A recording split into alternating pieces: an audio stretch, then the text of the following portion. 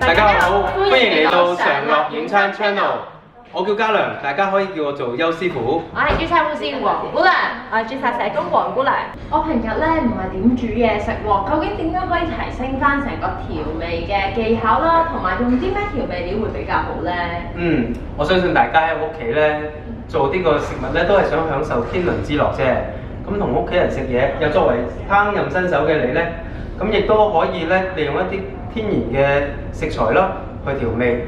例如薑、葱同蒜咁樣，我哋可以加入啲食物裏邊做一啲醃料，提升佢嘅味道。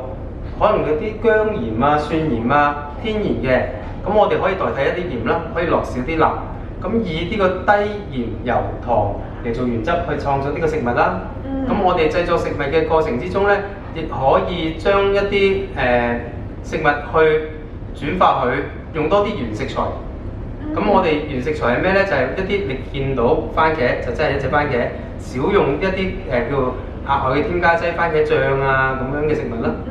好好啊！呢個建議。咁我知道咧，其實咧，由香茅啦、金桔啦或者檸檬咧，都係一啲好好嘅調味嘅選擇嚟嘅喎。你又點樣俾意見我哋咧？我哋今日咧個主題都係軟餐啊嘛。咁你做軟餐，做完出嚟有塑形噶嘛，或者有個美觀嘅效果。有時候可能啲形狀咧，你面頭冚咗汁醬之後睇唔到。咁我哋咧金桔啊，呢啲檸檬、香茅都係一啲提升食慾嘅食物啦。我哋可以將佢加入一啲好嘅油，例如欖油啊，做成一啲有味道嘅油。除咗可以增強食慾之外咧，亦都可以咧保持去食少啲鹽油糖。咁我哋就可以將呢啲油咧搽上啲軟餐上邊。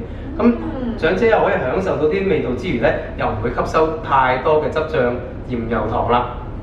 聽完啱啱嘅意見，我識得煮啦，用翻頭先嗰一啲嘅調味料啦，就可以令到護老者喺煮食嘅過程當中煮完啲軟餐可以又健康又好食。